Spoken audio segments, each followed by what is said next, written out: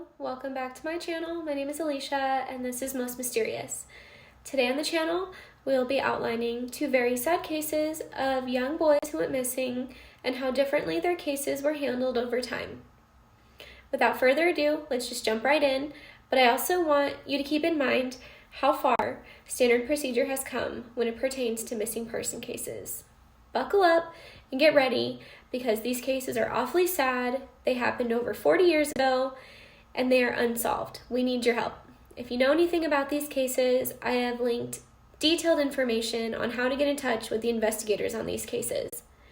Thank you so much for watching this channel, and I hope to see you back next week for another new episode of Most Mysterious. Let's get into it.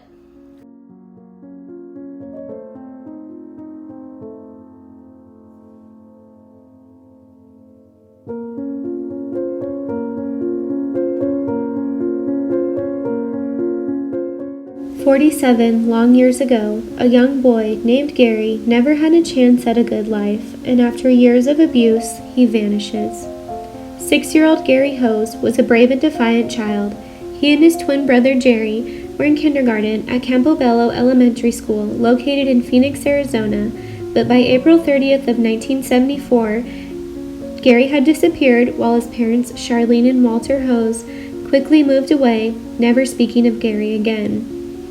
When Walter Hose dies of lung cancer in 2014, Gary's brother Guy comes forward. He first attempts to purchase the old 3-acre lot on Maple Street. Charlene denies this request due to a pact to never sell the property she made with Walter. Furious, Guy buys a backhoe to dig for himself. Police quickly threaten to trespass Guy, stating he doesn't have authority to be on the premises from his own mother. But the media attention from this event brings forward two key witnesses in this case. The first one, in 2015, is Dora Wolf, the family's former babysitter, who comes forward to not only confirm the stories of abuse, but while she was working for the family, she was instructed to abuse and neglect the twins. Dora states she would go home crying, knowing that what was happening to the children was horrific and wrong. When her own mother contacts police, nothing happens. The second witness happened to be former neighbor Mary Fields. Mary recalled, quote, saving the boys from feces-filled cribs. She recalled all the times Charlene's children would cry for help during the abuse. Mary described Charlene as a cruel man's woman who was seriously mentally ill. Mary remembered Walter banging on her back door the night Gary went missing, likely to confess what the couple did to the boy. Mary did not answer the door, as her husband was in the hospital at the time, and she was home alone with her poodle. She was relieved when the family moves away, 3 days later, and she never hears from the family again, until 2015, when media coverage brings her attention, and she comes forth as a witness. The Hose family later moves to Boise, Idaho, where Charlene continues to abuse her sons. A teacher at Eagle Elementary School notices several marks on Jerry's face, legs, and back. Charlene is reported and sentenced to just 5 years probation at this time. In the aftermath of Gary's disappearance, the family never does return to the home they lived in for just 1 year.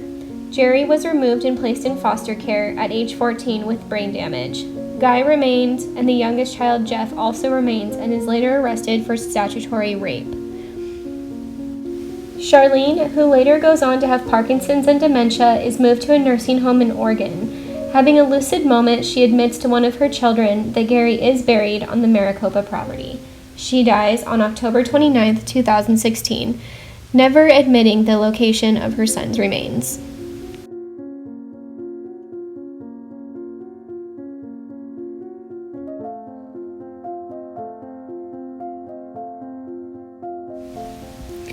"10-year-old Anthony was last seen walking to school on May 8, 1983, in Lemon Valley, Nevada. He was a 5th grader at Lemon Valley Elementary. He lived with his mom, Lisa, his stepdad, and just half a mile away from the school. A typical walk to school would have taken him north on Fremont Street. However, a witness would later come forward stating they saw Anthony walking in the opposite direction, talking to a man in a rusted-out Ford Pinto or Camaro. Anthony never arrived at school that day.